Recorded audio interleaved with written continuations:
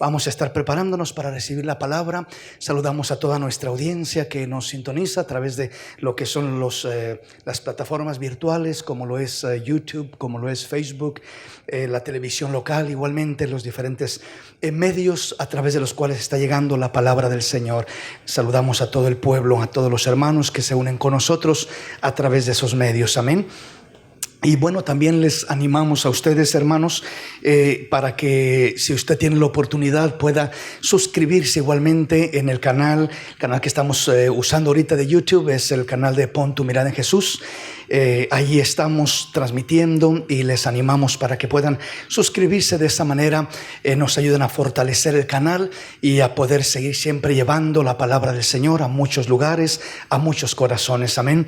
En tiempos como estos, cuando hay tanta limitación humanamente hablando de lo que es el contacto físico, de lo que es las cantidades grandes de personas reuniéndose y todo eso, pues tenemos que echar mano de los diferentes medios, amén, que el Señor nos permite, y uno de esos medios es las plataformas virtuales. Así que vamos a aprovecharlas. El mundo las aprovecha para tanta cosa negativa y desagradable. ¿Por qué no aprovecharla nosotros para exaltar el nombre del Señor y proclamar las buenas nuevas de salvación? Amén. Ese es el mejor aprovechamiento que le podamos dar, y de esa manera poder seguir adelante glorificando al Señor. Así que les invitamos, les animamos para que se den ahí un tiempecito. Es bien rapidito, bien sencillo.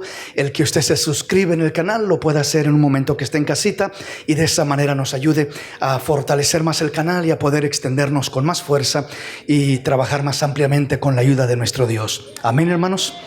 Gloria a Dios. Bueno, vamos a prepararnos ahora sí para recibir el consejo de la palabra de Dios, y así les recordamos que continuamos aún en nuestro tiempo de ayuno y oración. Los días sábados es un día que hemos dedicado, que hemos invitado, que estamos invitando a todo el pueblo a ser parte de esta bendición, ya que hay muchas necesidades, hermanos. Lamentablemente tenemos a muchos hermanitos muy lindos, muy hermosos de aquí, de la congregación, ¿verdad?, que están batallando, que están pasando momentos muy difíciles en cuestión de lo que es la salud, ¿verdad? Y creemos que aún sigue siendo una realidad, que la oración eficaz del justo puede mucho. Amén. Así que sigamos orando por cada uno de nuestros hermanos, nuestras hermanas, ¿verdad?, que están pasando por momentos difíciles. Primeramente por la familia que nos ha puesto el Señor acá como congregación, y segundamente pues por todo el pueblo, por todas las personas que están pasando esos momentos difíciles. Amén. Vamos así a prepararnos para meditar en el consejo de nuestro Dios, y yo le voy a invitar que abra su Biblia juntamente conmigo, y vamos a iniciar una vez más con un pasaje que tomamos en esta mañana, y vamos a Malaquías capítulo 1, el libro de Malaquías capítulo 1. Y vamos a recibir la palabra, vamos a meditar en lo que nos dice el versículo 6. Malaquías capítulo 1, versículo 6 es el pasaje que nos acompaña y el cual tomamos como introducción, como punto de partida de nuestro tema. Y así vamos a continuar con el tema que estuvimos compartiendo en esta mañana, el cual le titulamos: Si soy tu Dios, ¿dónde está mi honra? Esa es una pregunta que Dios nos hace en este pasaje. Veamos lo que nos dice el Señor en Malaquías capítulo 1, versículo 6. Diga un amén cuando lo tenga. Amén. Malaquías capítulo 1. Recuerde que Malaquías es el último libro del Antiguo Testamento. Amén. Si está batallando para encontrarlo, solamente busque Mateo y ahí se regresa. Y más fácil lo puede encontrar, ya que es el último libro del Antiguo Testamento. Y de esta manera vamos a leer lo que dice el capítulo 1 y vamos a leer el versículo 6. Dice la palabra de nuestro Dios de la siguiente manera, en el nombre maravilloso y precioso de Cristo Jesús. Malaquías capítulo 1, versículo 6. El hijo honra al padre y el siervo a su señor.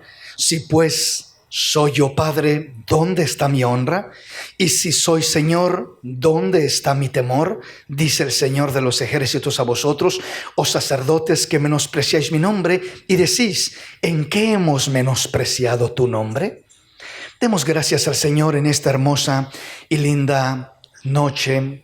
Padre, te damos gracias por el privilegio que nos das, por la dicha que nos concedes, mi Dios, de reunirnos una vez más en este lugar, Padre, de poder buscar tu rostro una vez más, mi Dios. Nos das el privilegio, la oportunidad de oír tu palabra, de ponernos a cuenta, Señor, de que tú trates con nosotros, de acercarnos a ti con un corazón sincero, mi Dios, para que tú obres y trabajes de maneras maravillosas en nuestra vida, mi Dios.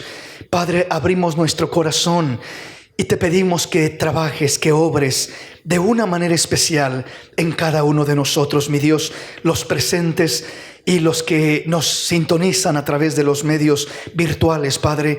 De igual manera, trata con cada uno de nosotros, háblanos a través de tu palabra, edifícanos, mi Dios, prepáranos, Señor, para que si a ti te placiera llamarnos el día de mañana, Padre, que podamos estar preparados, mi Dios. Esa es nuestra mayor petición, esa es nuestra mayor necesidad, estar preparados, Señor. Si estamos preparados, todo será ganancia.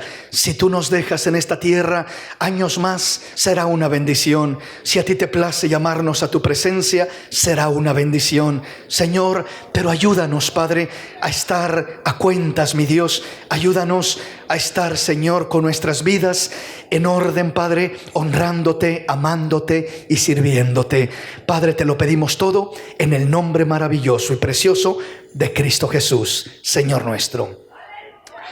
Puede tomar su asiento dándole la gloria y la honra al Señor en esta maravillosa y linda tarde. Damos gracias al Señor y meditamos en la palabra del Señor. Hemos estado meditando nuestros temas que hemos estado tocando, los tomamos de aquella escritura que encontramos en Juan capítulo 1 versículo 11, donde dice: a lo suyo vino, mas los suyos no le recibieron. Por tanto, a todos los que le recibieron, a los que creen en su nombre, les dio potestad de ser hechos hijos de Dios. Y hemos estado hablando de lo que es conocer al Señor en un sentido superficial y reconocer al Señor en un sentido real en nuestras vidas. Hemos estado hablando de que Israel no lo conoció, no lo reconoció y por eso no lo recibió y por eso lo rechazó y lo ignoró y lo menospreció y no recibió todas las bendiciones que Dios tenía para su pueblo. De la misma manera, Dios ahora trata con nosotros porque ahora nosotros somos su pueblo. Y corremos ese riesgo de repente de no conocerle, o mejor dicho, de no reconocerle en nuestros medios. Hablamos de que una forma de conocer en un sentido superficial, como el mundo dice, o cree conocer a Dios, es simplemente con el saber de Dios, el entender que hay un Dios, el conocer por la historia, el conocer por la tradición, por la religión, por la costumbre, por los rituales. Todas esas formas son aspectos o formas como el mundo y el hombre profesa conocer a Dios. Pero la manera como el Señor quiere que le conozcamos no es de esa manera. La manera como Dios quiere que lo conozcamos es de una manera más profunda, más especial, que le reconozcamos. Y en este aspecto, el reconocer al Señor nos habla de honrar a Dios, respetar a Dios, obedecer a Dios, tener un compromiso con Dios, valorar nuestra relación con Dios, amar a Dios y servir a Dios con todo nuestro corazón. Aleluya. Esa es la forma real como el Señor espera, como el Señor quiere que le conozcamos o que le reconozcamos para obtener todos esos hermosos beneficios que Él tiene para nosotros. Entonces, cuando miramos lo que nos dice Malaquías capítulo 1 versículo 6, nos habla y nos dice lo siguiente: el hijo honra al padre y el siervo a su señor. Habla del hijo y habla del siervo, habla del padre y habla del señor.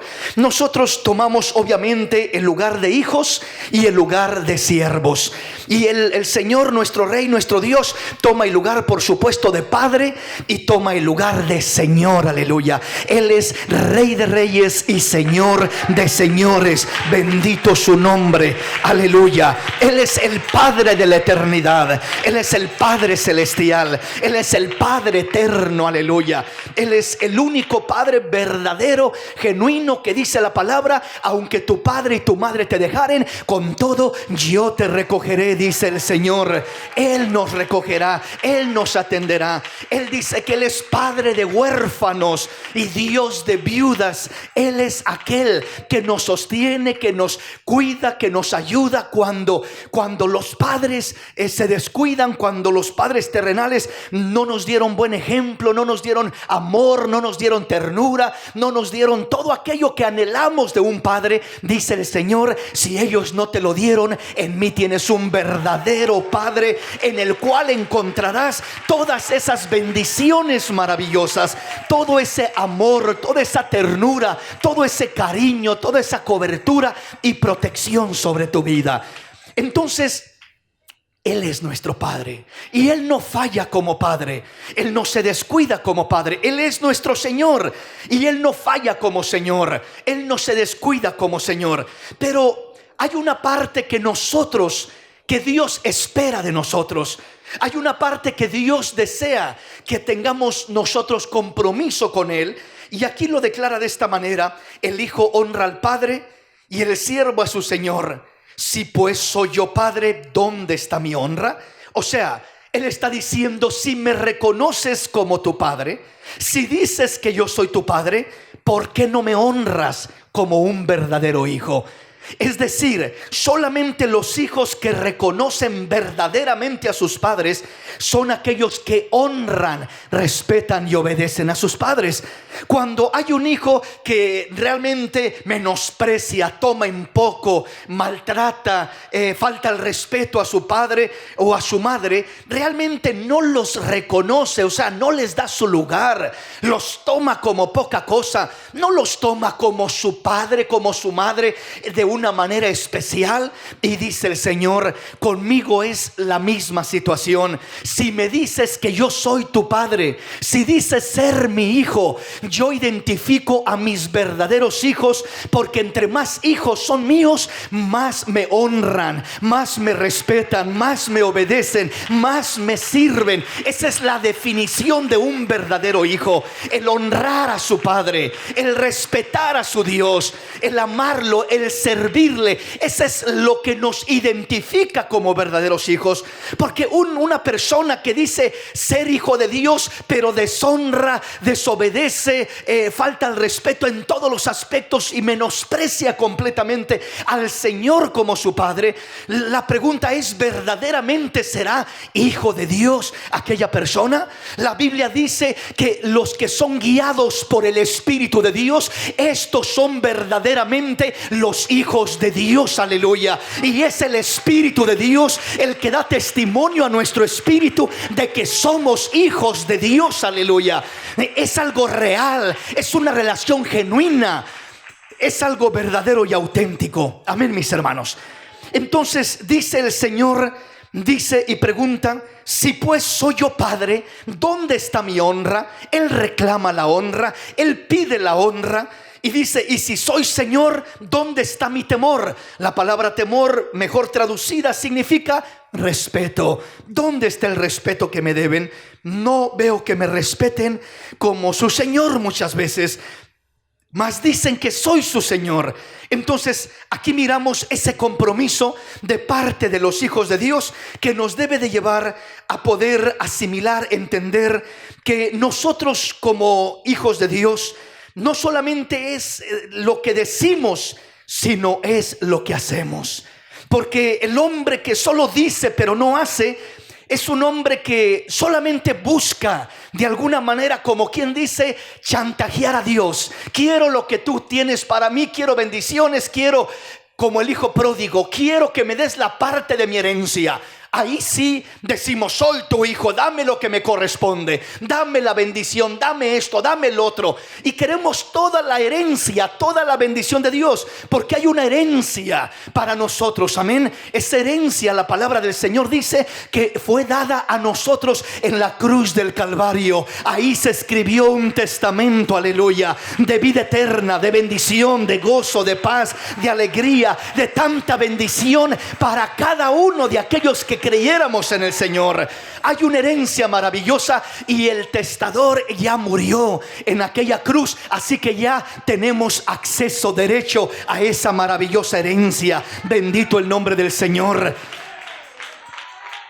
Pero entonces le decía, el que nosotros seamos hijos nos compromete con el Señor.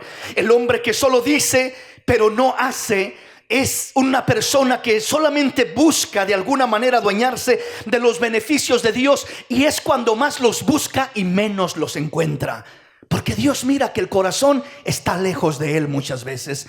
El corazón no tiene la intención ni de honrarlo, ni de respetarlo, ni de amarlo, ni de servirle. ¿Sí me explico? Entonces en el mundo solo se busca a Dios cuando hay problemas. Solo se busca a Dios y corre uno a Dios, o corría uno a Dios cuando tenía una necesidad, un problema grande. Ahí corría uno a Dios. Pero cuando no había problemas y todo iba de lo mejor, ni se acordaba uno de Dios. El Señor dice: yo no quiero que mi pueblo sea de esa manera. Yo quiero que mi pueblo, en buenas o en malas, en escasez o en abundancia, me busque, me ame, me glorifique. Que sea mi pueblo en todo momento, que esté ahí sirviéndome, amándome en toda situación, en toda circunstancia. Entonces, cuando miramos al pueblo de Dios, al hombre que realmente busca un compromiso con Dios, diciendo: Señor, yo quiero reconocerte como mi Padre y quiero honrarte, porque el verdaderamente reconocerte como mi Padre lo va a dar a conocer qué tanta honra le doy al Señor. Entre más lo honro, más estoy declarando: tengo un Padre en los cielos, tengo un Padre verdadero, tengo un Padre genuino. Por eso lo honro, por eso lo amo, por eso le sirvo, aleluya. Bendito el nombre del Señor. Usted recuerda la situación de José allá en Egipto, cuando la esposa de Potifar lo asediaba y le decía: acuéstate conmigo, y lo asediaba y lo asediaba. Y José era un esclavo. José no estaba su familia con él, estaba allá alejado de toda su gente, de toda su familia, pero él sabía que Dios estaba presente delante de él. Y él dijo: no puedo, ¿cómo voy a pecar contra mi Dios? No está mi padre, no está mi familia, no están mis hermanos, no hay nadie, pero está Dios presente. Cuando no hay nadie a tu alrededor, siempre hay uno que está presente. Su nombre es Cristo Jesús, nuestro Señor, nuestro Salvador. Bendito sea el nombre del Señor. Bendito su nombre. Entonces, cuando nosotros entendemos el hombre que busca hacer la voluntad de Dios, que primeramente busca entender: debo de honrar a mi Padre. Si verdaderamente digo que Él es mi Padre, tengo un compromiso, una responsabilidad de honrarlo. Si verdaderamente digo que Él es mi Señor, tengo un compromiso de respetarlo, de servirle, porque lo estoy reconociendo como mi Señor. Y entre más tú lo respetas y entre más tú le sirves, entonces Él dice: este hombre, esta mujer verdaderamente me reconoce como su Señor, aleluya, como su Dios, como su Padre. Y eso es lo maravilloso. Cuando nosotros hacemos eso, entonces ya no eres tú quien va buscando las bendiciones, son las bendiciones las que te van buscando a ti. Eso dice el Salmo 23. Dice que me seguirán todos los días de mi vida las bendiciones del Señor. Dice que lo seguirían, no Él seguiría, no Él buscaría, sino lo seguirían. Así como lo dijo el Señor en Mateo 6:33: busca primero el reino de Dios y su justicia, y todo lo demás vendrá por añadidura. Te seguirá, vendrá, sin que tú lo busques a ello te buscará a ti. Tú busca al Rey, tú honra a Dios, tú sirve a Dios, tú tú respeta a Dios, tú ama a Dios, tú teme a Dios, y las bendiciones te seguirán a ti, y las bendiciones te buscarán a ti, y no te dejarán hasta encontrarte en cada área de tu vida. Serás bendecido aún en medio de los problemas. Hermano, las bendiciones iban tras José donde quiera que él iba. Cayó como esclavo y las bendiciones lo seguían. Lo que tocaba prosperaba. Cayó en la cárcel y las bendiciones lo persiguieron a la cárcel, y allá bendijeron al siervo José en la cárcel. Y luego fue exaltado a ser el segundo más grande de la tierra en aquel tiempo, a ser el segundo de Faraón. Y allá también lo siguieron las bendiciones, haciendo que prosperara todo Egipto bajo su mando. Donde quiera que iba ese joven, las bendiciones lo seguían, porque él se propuso honrar a Dios, él se propuso servir a Dios, él se propuso temer a Dios, respetar a Dios. Esa es la base de reconocer a Dios en nuestros medios, de reconocerlo como nuestro Padre, de reconocerlo como nuestro Señor, de reconocerlo genuinamente para no perder ninguno de sus beneficios. Para que se cumpla lo que dice el Salmo 103 cuando dice: bendice alma mía al Señor. No está diciendo, vea que no dice primero bendice, oh Señor, a mi alma. Primero dice bendice alma mía al Señor. Cuando tú reconoces la honra que debes a Dios, cuando tú reconoces el temor que debes de tener a Dios, el respeto que debes de tener a Dios, antes de pedir que Él bendiga tu alma, antes le dices a tu alma: bendice alma mía al Señor, y bendiga todo mi ser su santo nombre. Bendice alma mía al Señor y no olvides ninguno de sus beneficios. Él es quien perdona todas tus iniquidades, el que sana todas tus dolencias, el que rescata del hoyo tu vida, el que te corona de favores y de misericordias, el que sacia de bien tu boca, de modo que te rejuvenezcas como el águila, porque estás honrando, estás sirviendo, estás respetando a un Dios vivo. Y Él dice: yo honro a los que me honran, y yo bendigo a los que me toman en cuenta. Bendito el nombre del Señor. Dale ese aplauso al Rey con todo tu corazón.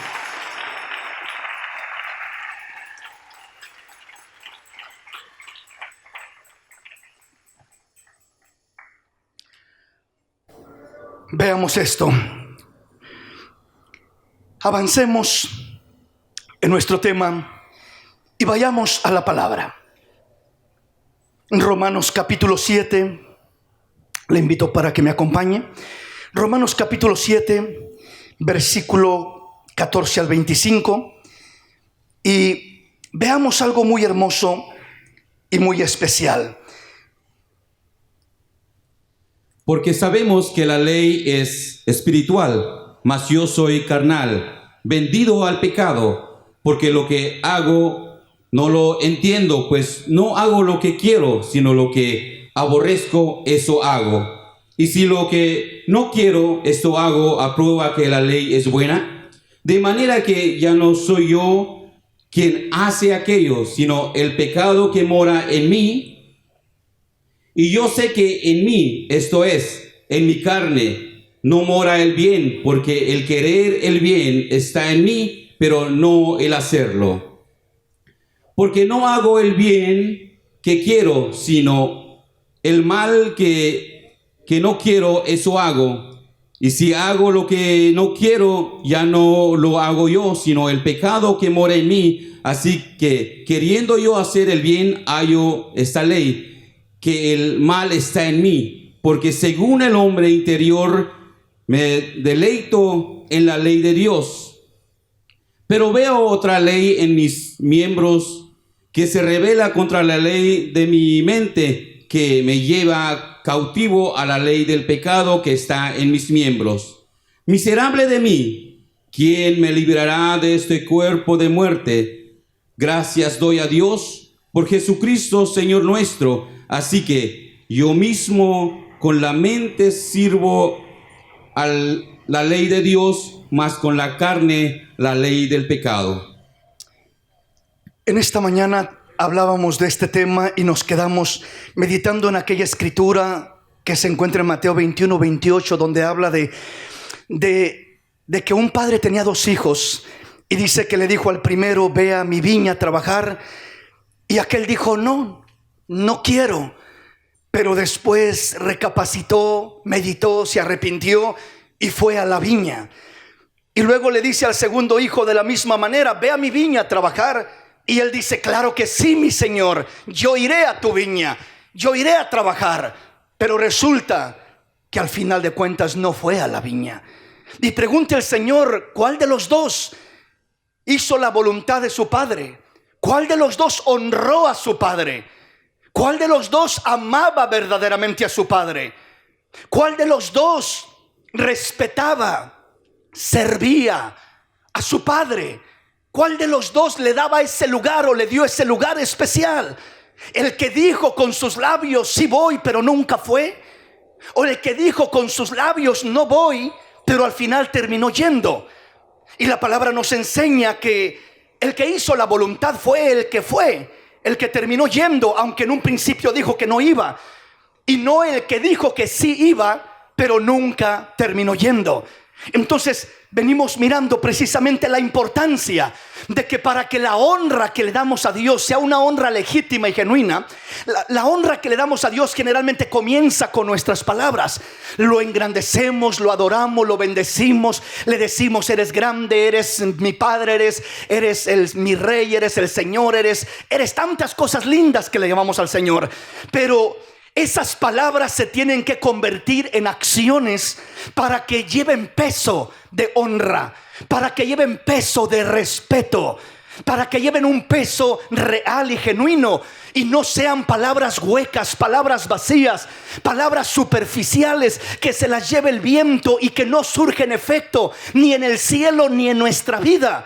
Porque son palabras sin peso, sin valor, sin significado. ¿Por qué razón? Porque son palabras que solo se quedan como palabras y no se convierten en acciones.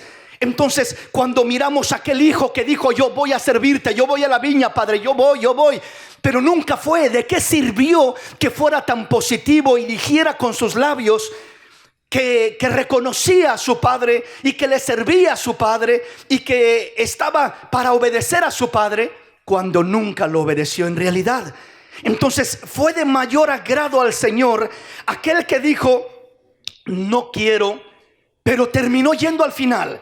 Y hablábamos de esa declaración, esa expresión "no quiero", que precisamente no refleja necesariamente una manifestación o un acto de rebeldía de aquel hijo, sino más que todo un acto de impotencia. O sea, la impotencia de que cuando una persona, Dios le pide algo, o cuando simplemente entiende que debe de honrar a Dios con su vida en esta área, en esta área, en esta área y en esta otra área, y de repente uno sabe que tiene que honrar a Dios, uno sabe que tiene que respetar a Dios, pero en veces uno dice: Señor, me cuesta, Señor, la verdad que batallo con esta área. Mira, con esta área no tengo problema, pero con esta área tengo mucho problema, Señor. No puedo, batallo. Entonces decirle a Dios así simplemente, vanamente: sí, Señor, te serviré, sí, Señor, te amaré, sí, Señor, te honraré, cuando sabemos que la realidad es otra, entonces caemos en simplemente una manera superficial de darle honra al Señor, y una manera donde prácticamente nos estamos engañando a nosotros mismos, porque solamente estamos dándole honra de labios, pero como dijo Isaías, el corazón está lejos del Señor.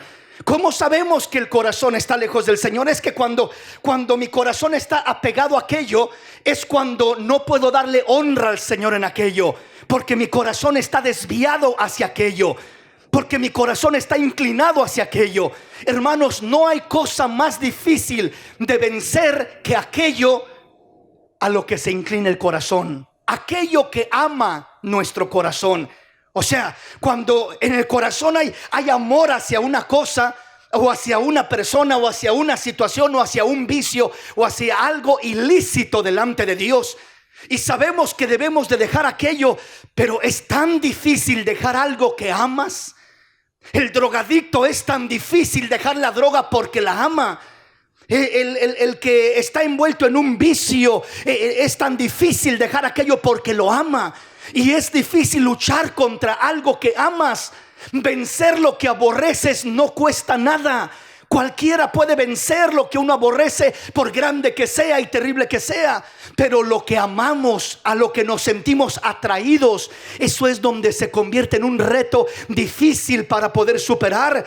Y ahí es donde nosotros, como aquel hijo, le dijo a su padre: Padre, yo no puedo, no quiero ir. O sea, su corazón batallaba, su corazón se desviaba, su corazón se inclinaba a algo más. Y por eso le dijo: no quiero ir. Pero había un anhelo allá en lo profundo de su ser de honrar a su Señor, de amar a su Señor, y reflexionó y se arrepintió y volvió en sí y terminó haciendo la voluntad de su Padre. De esa manera, lo que nos enseña el texto es lo siguiente: de que nosotros, cuando batallamos con una cosa, que no simplemente la ocultemos y le digamos a Dios: sí, te voy a obedecer, cuando en lo profundo de nuestro corazón bien sabemos que no lo vamos a hacer, que vamos a seguir con lo mismo, que vamos a seguir en la misma situación, porque uno sabe allá en lo profundo de uno lo que verdaderamente está decidiendo firmemente y lo que solo está diciendo porque es lo correcto para decir. Como que eso es lo que Dios quiere oír, le voy a decir a Dios lo que Él quiere oír. Él quiere oír que lo amo, le voy a decir que lo amo, pero en verdad mi corazón no está ahí. Mi corazón está claudicando acá, está batallando por acá. Y Dios sabe dónde está nuestro corazón. Dios sabe cómo está nuestro corazón. Y a pesar de que Él sabe por dónde se inclina nuestro corazón, las desviaciones de nuestro corazón, Él no nos desecha porque Él es bueno y lindo.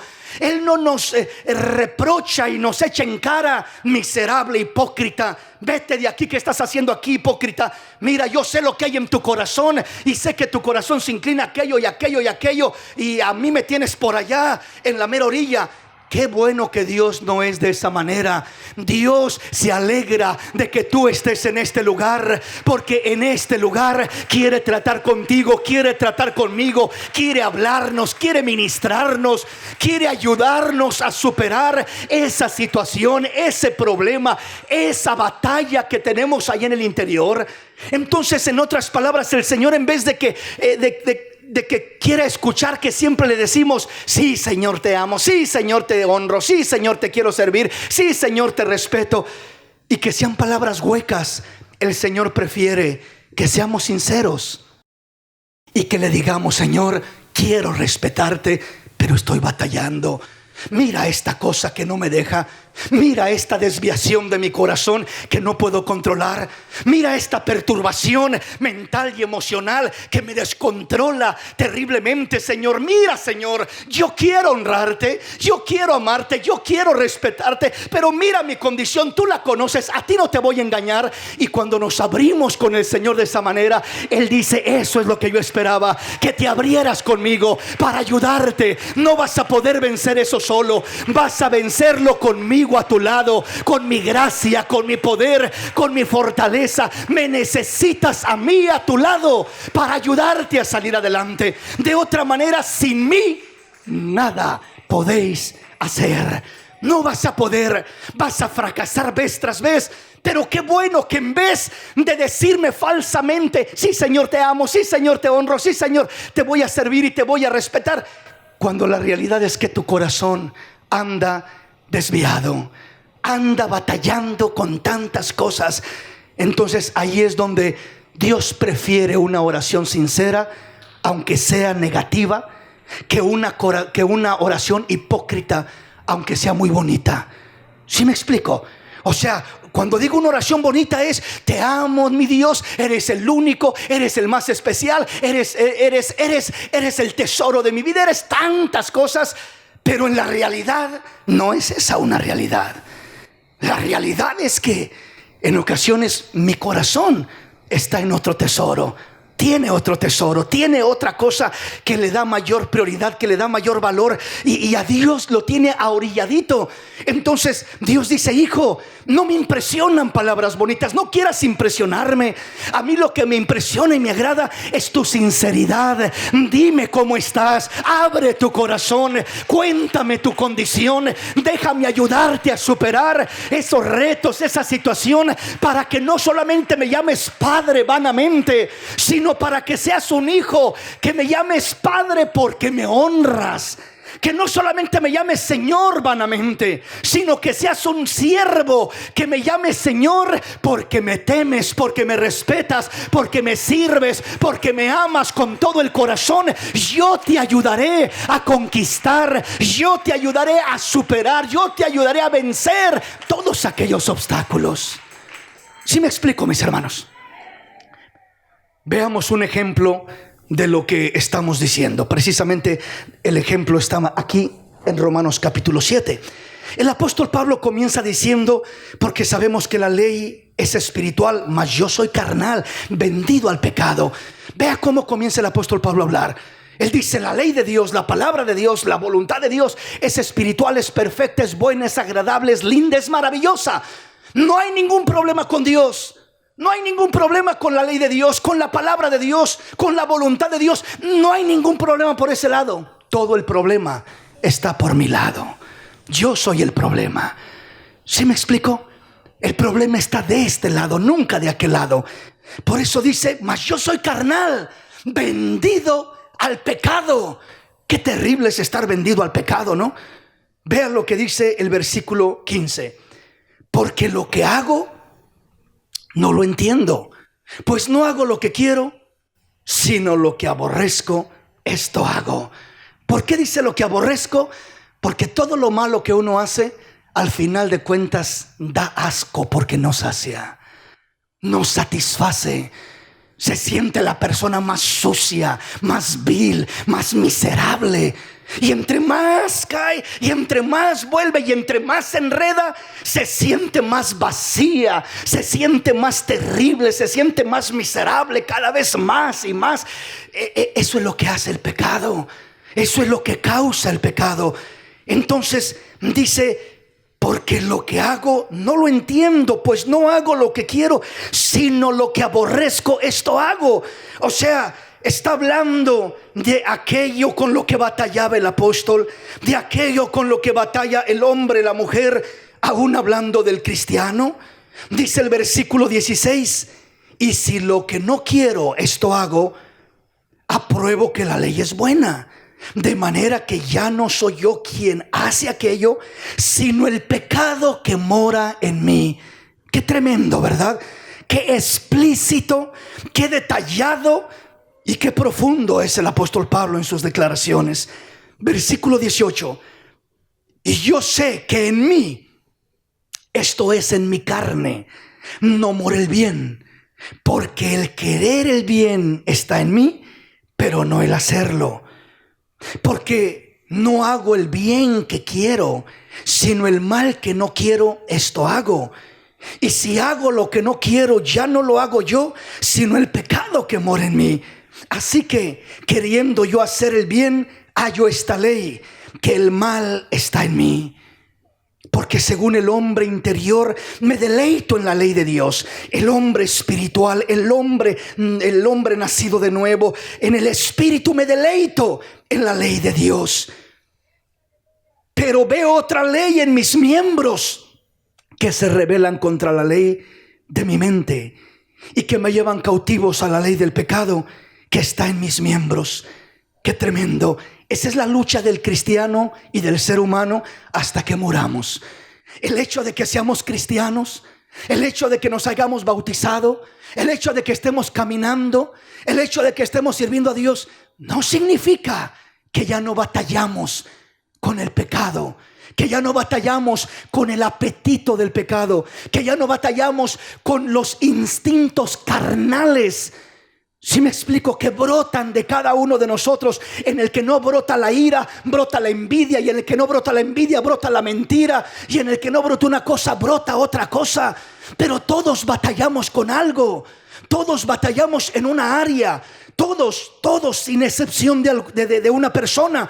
Y dice el apóstol, ese es el pecado en mi carne viciada, mi carne que heredamos de Adán y Eva. Ciertamente el Señor perdonó nuestros pecados, pero aún así el pecado sigue provocándonos, sigue incitándonos, sigue queriendo desviarnos a la maldad, a hacer lo malo. Y esa es la lucha más grande que tenemos.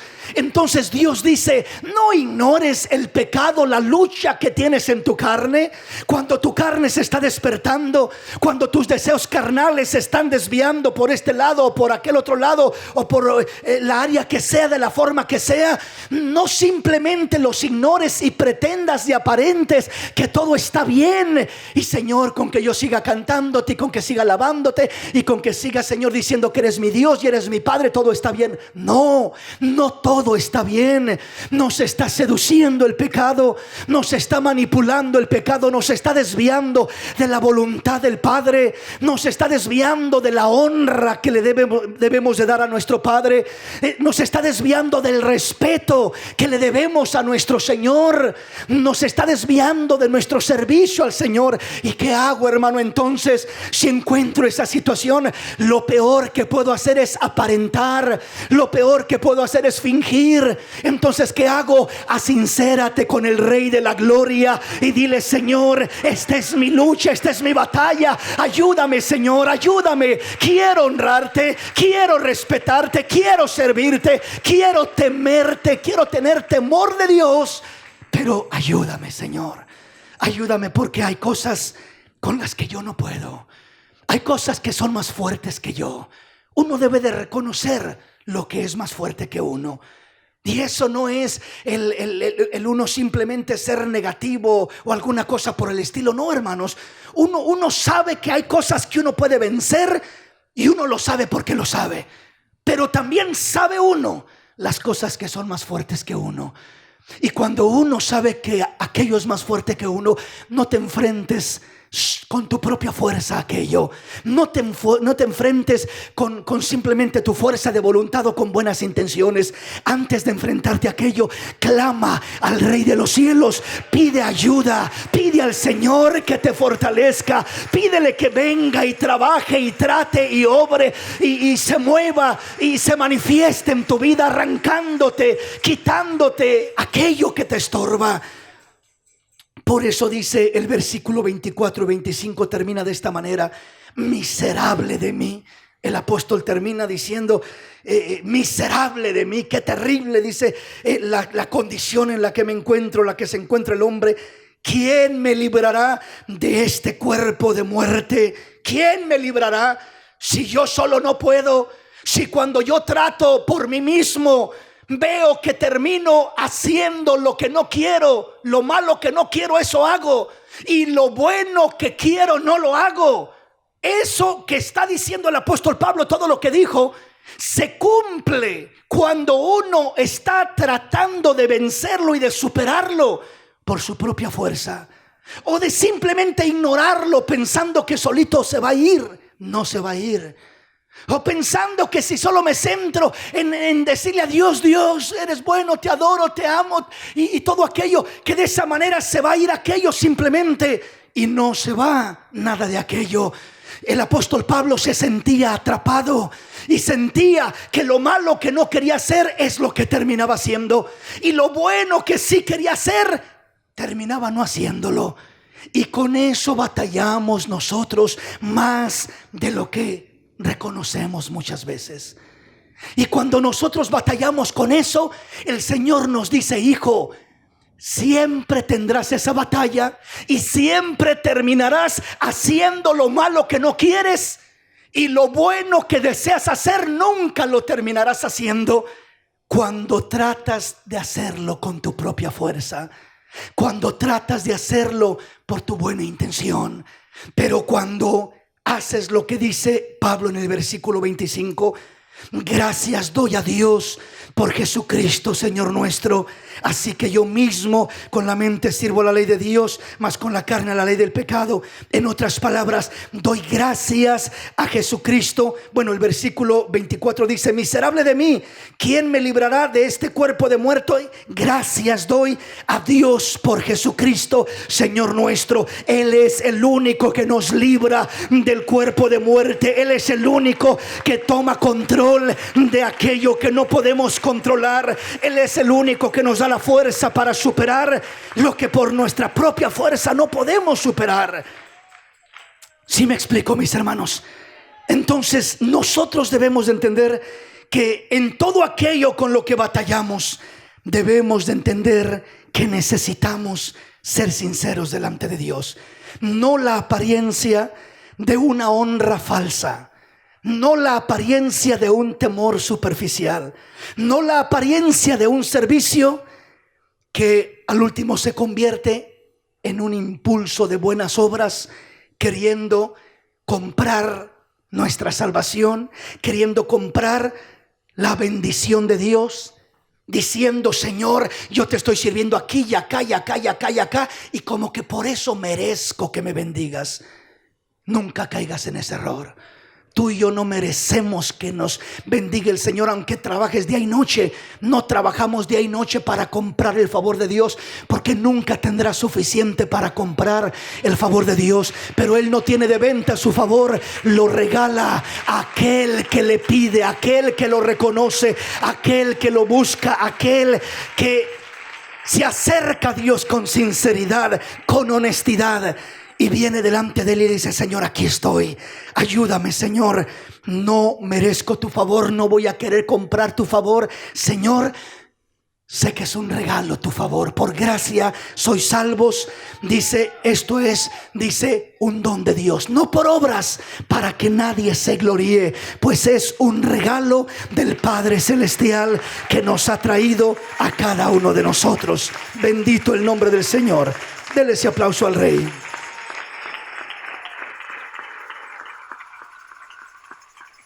Veamos entonces un pasaje más y avancemos lo más que podamos antes de que el tiempo nos avance. Eclesiastés capítulo 5 versículo 1 al 7. Oiga lo que dice la palabra de nuestro Dios y veamos lo que el Señor nos enseña en este pasaje. Eclesiastés capítulo 5 versículo 1 al 7.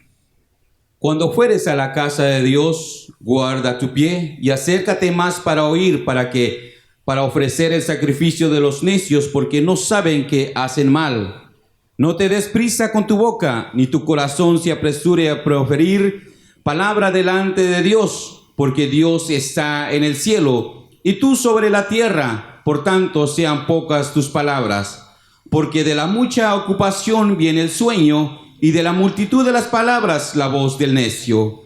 Cuando a Dios haces promesa, no tardes en cumplirla, porque Él no se complace en los insensatos. Cumple lo que prometes. Mejor es que no prometas y que prometas y no cumplas. No dejes que tu boca te haga pecar, ni digas delante del ángel que fue ignorancia, porque harás que Dios se enoje a causa de tu voz y que destruya la obra de tus manos. Donde abundan los sueños, también abundan las vanidades y las muchas palabras, mas tú teme a Dios. Mas tú honra a Dios, mas tú respeta a Dios. Es lo que significa temor de Dios. Comienza diciendo este pasaje: cuando fueres a la casa de Dios. Pero no lo tomemos literal en este tiempo, cuando fueres a la casa de Dios, hablando de simplemente cuando usted viene a este lugar, sino que ahora lo traduciríamos de esta manera: cuando te acercas a Dios en oración, en adoración, en búsqueda, cuando te acercas a Dios en tu casa, en tu carro, donde quiera que estés, cuando buscas a Dios, cuando te acercas a Dios, porque antes era la casa de Dios, el templo a donde se iba, y era el único lugar donde se iba a buscar a Dios. Pero ahora, dice el Señor, viene la hora, y ahora es cuando los verdaderos adoradores adorarán al Padre en espíritu y en verdad. No solamente en los montes, no solamente en el templo, no solamente en Samaria o en Jerusalén, sino en todo lugar donde se encuentren. Entonces, este pasaje más lo debemos de leer en nuestro tiempo cuando fueres a la presencia de Dios. Cuando te acerques a la presencia de Dios, cuando te acerques a buscar a Dios, guarda tu pie y acércate más para oír que para ofrecer el sacrificio de los necios, porque no saben qué hacen mal. Que para ofrecer el sacrificio de los necios quiere decir que hay un sacrificio de sabios y hay un sacrificio de necios. ¿Cuál es el sacrificio de sabios? Recuerde que cuando Caín ofreció una ofrenda, fue rechazada por Dios. Ese es el sacrificio de los necios. Recuerde que cuando Abel ofreció una ofrenda en el altar, dice que subió a la presencia de Dios. Ese es el sacrificio de los sabios. La ofrenda que llega a la presencia de Dios es la ofrenda de los sabios, por así decirlo. La ofrenda que queda ahí, como la de Caín, que no llega a la presencia de Dios, que no agrada a Dios, es el sacrificio de los necios. Porque no puede haber un sacrificio de necios que llegue a la presencia de Dios. Y cuando habla de sacrificio de necios, habla de presentarnos delante de Dios. Habla de ofrenda delante de Dios, ofrenda de alabanza, ofrenda de adoración, ofrenda de la forma en que venga, de servicio. La ofrenda que le entregues a Dios, que sea una ofrenda, un sacrificio. En el tiempo antiguo, cuando estamos mirando lo que dice Eclesiastés, es que los sacrificios era una de las maneras como adoraban a Dios, cómo servían a Dios, cómo se acercaban a Dios. No se acercaban a Dios sin un sacrificio, siempre se acercaban con un sacrificio. Nosotros, cuando nos acercamos a Dios, dice la palabra que ahora nosotros nos acerquemos con sacrificios de alabanza, fruto de labios que confiese su nombre, aleluya, que engrandezca, que glorifique, que exalte, que honre su nombre. Bendito el nombre del Rey. Entonces, los sacrificios de nosotros son sacrificios espirituales. Los sacrificios de ellos, en su mayoría, eran sacrificios terrenales, literales. Y cuando nos dice aquí la palabra ahora, que cuando te acerques a la presencia de Dios, dice que te acerques más para oír que para ofrecer el sacrificio de los necios, porque no saben que hacen mal. O sea, ellos van ahí pensando como Caín: ahí voy a impresionar a Dios con mi sacrificio. Y dice Dios: estos no saben que hacen mal. Este no sabe que ese es un sacrificio de necios. Este no sabe que su ofrenda, su sacrificio no va a llegar ni siquiera a las nubes. Entonces, ¿por qué definamos en el contexto del tema sacrificio de sabios y sacrificio de necios? El sacrificio de necios es la honra que le damos a Dios con nuestras palabras, pero que nuestros hechos dicen lo contrario.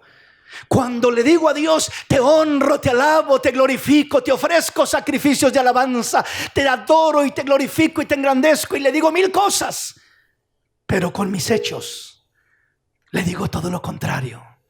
Con mis hechos lo menosprecio, con mis hechos lo ignoro, con mis hechos lo tomo en poco, con mis hechos no me importa lo que Él diga. ¿Sí me explico, hermanos? Entonces, el sacrificio que yo digo que estoy ofreciendo de oración, de ayuno, de adoración, de servicio, del tipo de sacrificio que estoy ofreciendo, es un sacrificio de necios, porque solo se queda en palabras, pero el corazón está lejos. ¿Por qué digo el corazón está lejos?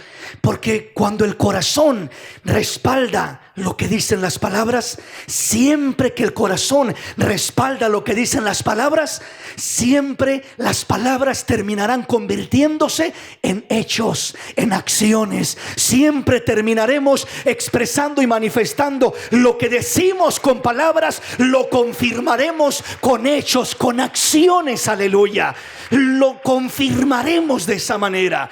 Dicho de otra manera, más bíblicamente, si usted quiere, la fe sin obras es muerta.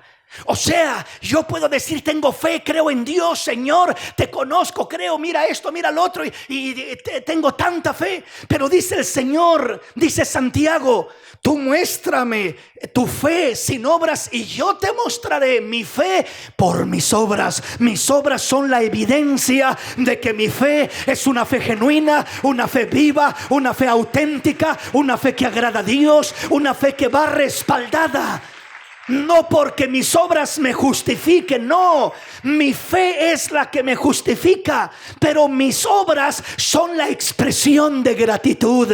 Mis obras son el fruto de una genuina y verdadera fe. Es lo que brota como resultado. Nadie me lo impone, nadie me forza, nadie me obliga, nadie me anda vigilando para ver si hago o no hago. Lo haces de corazón, donde quiera que estés, donde quiera que vayas, porque hay una fe genuina que se mueve en tu vida, que se mueve en tu corazón. Hay una fe auténtica y esas obras dan testimonio de que esa fe es auténtica y genuina. ¿Sí me explico, mis hermanos? Entonces, tener fe, pero si esa fe no se convierte en acciones, bíblicamente dicho, en obras, entonces esa fe termina con un signo de interrogación.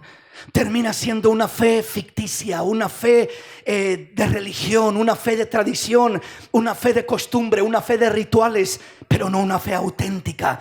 Entonces la fe auténtica es una fe que dice creer con sus labios, pero confirma, y el fruto de esa fe son sus acciones, son sus obras que lo llevan a ese respaldo y son la evidencia de que la fe que está profesando es una fe genuina, es una fe auténtica, es una fe real. Entonces, cuando nuestras palabras se quedan en meras palabras y no se transforman en acciones, corremos el riesgo de que todo ese sacrificio, toda esa ofrenda, esa adoración, todo eso que ofrecemos a Dios se convierta en un sacrificio de necios. En un sacrificio de necios. Dice, acércate más para oír que para ofrecer el sacrificio de los necios, porque no saben que hacen mal. Oiga cómo sigue diciendo, no te des prisa con tu boca. O sea, no te des prisa con tu boca. Piensa lo que dices, porque lo que dices va a tener que ser respaldado por acciones, por hechos. Piensa lo que dices. Nosotros somos rápidos para decir, sí, mira, Señor, esto y lo otro, y esto, yo te serviré donde tú quieras, cuando tú quieras. Di lo que tú quieras y yo lo haré, Señor. Y en veces cosas sencillas nos pide Dios y no las hacemos. Cosas prácticas que están a nuestro alcance y en ocasiones no las hacemos. Pero por eso dice, no te des prisa con tu boca. O sea, no está diciendo que no alabes a Dios o que no glorifiques a Dios o no le des gloria, honra, adoración al Señor. Lo que está diciendo es que lo hagas con conciencia, lo hagamos con entendimiento, lo hagamos con compromiso.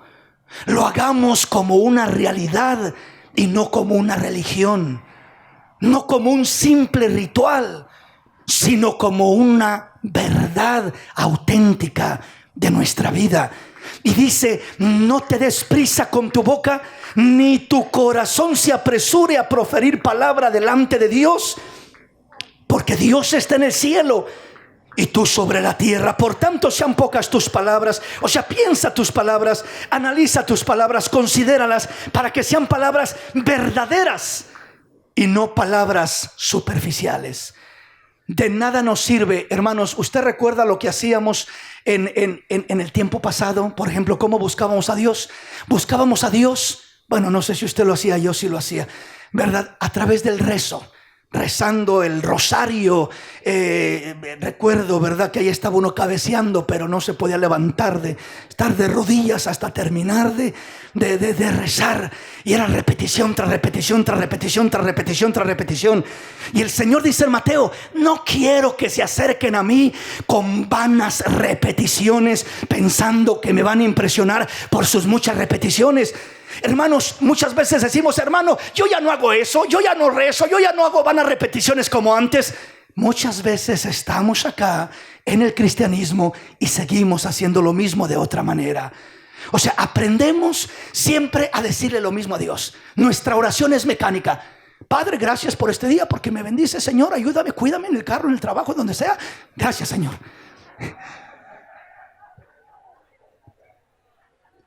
Como que dije la oración de algunos, ¿verdad? Dele un aplauso al Señor.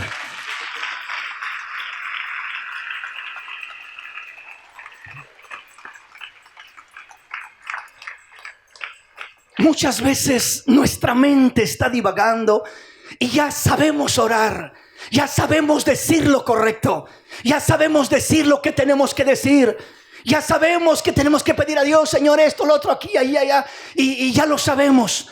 Pero nuestro corazón en ocasiones está lejos de aquello. Es similar o semejante como cuando oramos por los alimentos. Si de repente alguien come y no ora por los alimentos y otro hermano lo ve y se queda mirando y dice, mira nomás, no oro por los alimentos. Pero le voy a decir una cosa: si el que no oró por los alimentos recibe con gratitud aquellos alimentos, y el que oró por los alimentos, oró por ellos, pero se está quejando de que esa comida tan mala, y lo mismo otra vez, y yo tenía ganas de carne y estoy comiendo frijoles. Quiero decirle que aunque haya orado por los alimentos, fue una vana repetición de palabras. Dio gracias a Dios, supuestamente está agradecido y está renegando y quejándose. Mujer, qué mal te quedó esta sopa.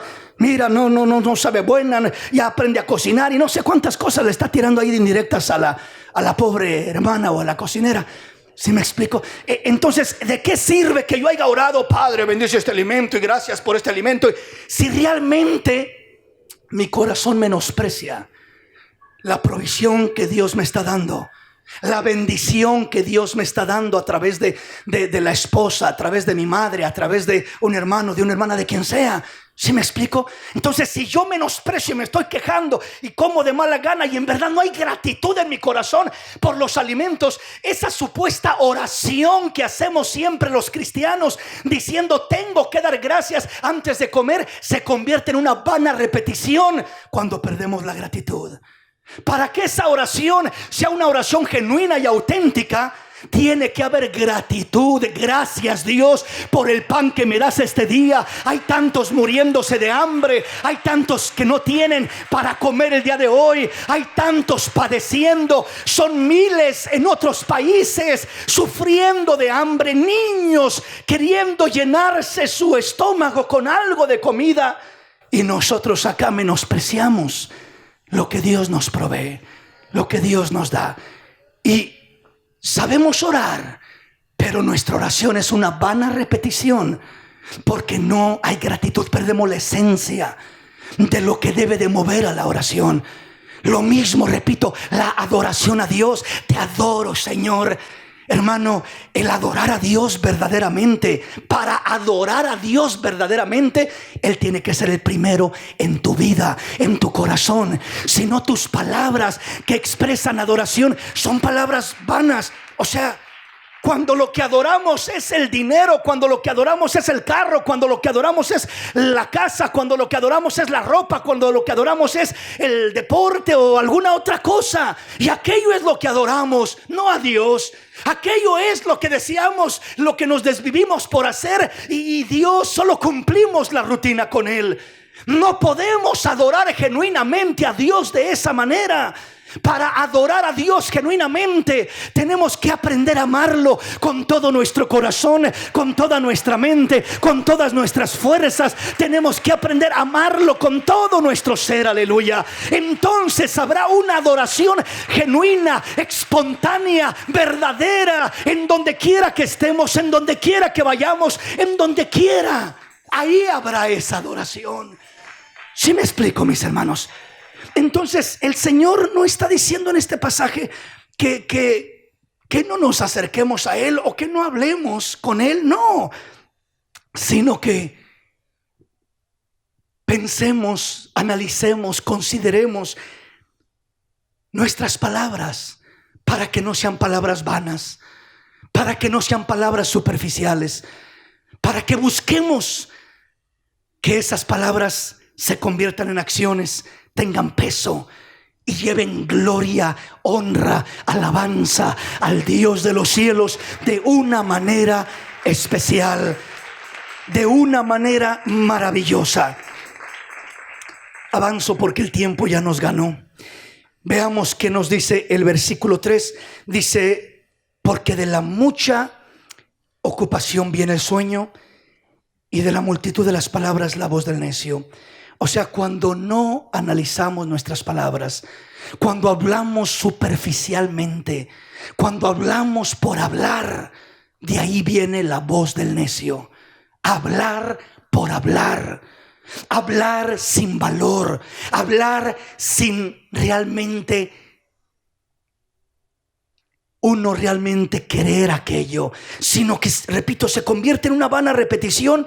Y ahí viene la voz del necio, porque solo son palabrerías, solo son expresión tras expresión que aprendemos, que oímos, que repetimos, que decimos, pero perdemos el enfoque de la esencia de lo que hablamos, de la esencia de lo que decimos. Y cuando perdemos el enfoque y el valor y la importancia de lo que estamos diciendo, nuestras palabras se convierten en una voz de necios. Por eso dice: de ahí viene la voz del necio, y de la multitud de las palabras la voz del necio. De ahí viene la voz del necio. Por eso no ofrezcamos sacrificios de necios.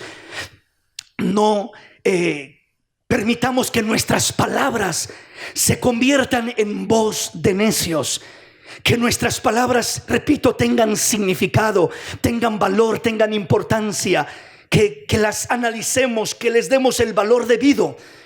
Versículo 4: cuando a Dios haces promesa, no tardes en cumplir, porque Él no se complace en los insensatos. Cumple lo que prometes. Está hablándonos precisamente del compromiso. Si yo soy padre, ¿dónde está mi honra? Me dices que soy padre, que soy tu padre, pero no me honras como tal. Si soy Señor, ¿dónde mi temor? ¿Dónde mi respeto? No lo veo, no lo percibo. Entonces, cuando nosotros estamos prometiéndole: tú eres mi Padre, tú eres mi Señor, tú eres, Señor, mi Dios, y yo te voy a servir, y le decimos todo eso maravilloso y bonito, pero repito, no lo hacemos realmente de corazón, no lo hacemos con conciencia, con entendimiento, asimilando el compromiso que tenemos con lo que decimos. Por eso dice: cumple lo que prometes. Cuando Dios hace promesa, no tardes en cumplirla, porque Él no se complace en los insensatos. Cumple lo que prometes. El hablar de cumplir es el hablar de compromiso con Dios, y nuestras palabras nos comprometen delante de Dios. Nuestras palabras nos comprometen delante de Dios. Nosotros siempre que le decimos Padre, nos compromete. Siempre que le decimos Señor, nos compromete. Nos compromete a temerle, a respetarlo como Señor, a honrarlo como nuestro Padre, a amarlo, a servirle. Versículo 5 dice: mejor es que no prometas y no que prometas y no cumplas. O sea, mejor es que no prometas. Aquel hijo que dijo no voy, fue mejor que dijera no voy, y no como el primer hijo que dijo sí voy y nunca fue. ¿Sí me explico? O sea, dice: mejor es que no prometas y cumplas, y termines haciendo, y termines honrando, y termines respetando, y termines haciendo la voluntad de Dios, y no que prometas y no cumplas. No dejes que tu boca te haga pecar. Nuestras palabras, una vez más, cuando no coinciden con nuestras acciones. Ni digas delante del ángel que fue ignorancia, porque harás que Dios se enoje a causa de tu voz y que destruya la obra de tus manos.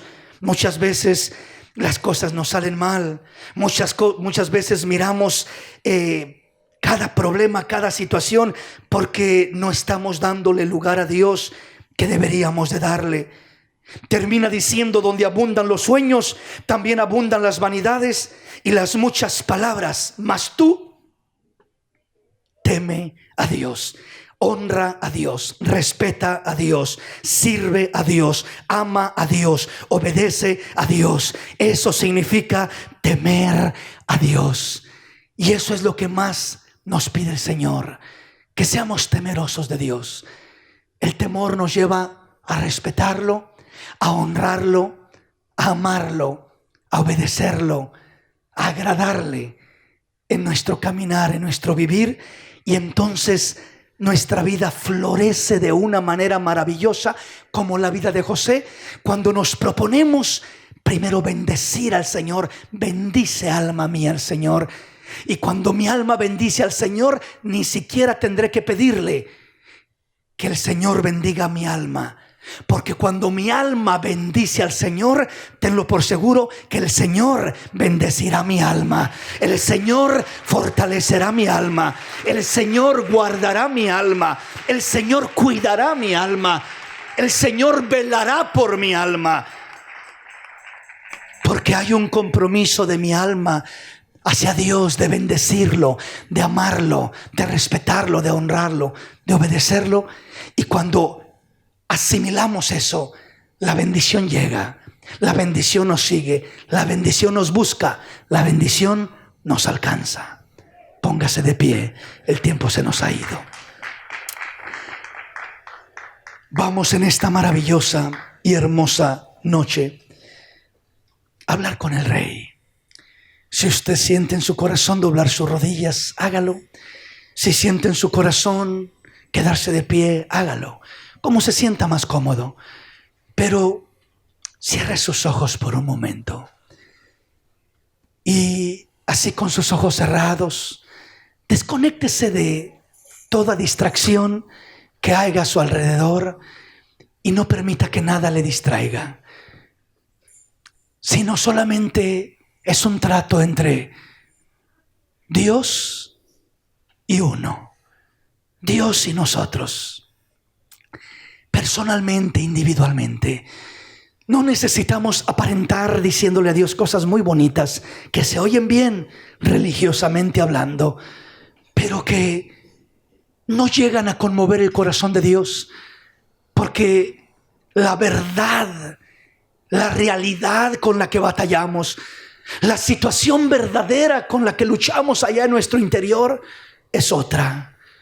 Y luchamos con desviaciones, distracciones, perturbaciones, seducciones, manipulaciones de un tipo y de otro tipo, queriendo desviarnos de la voluntad de Dios, queriendo desviarnos del propósito de Dios.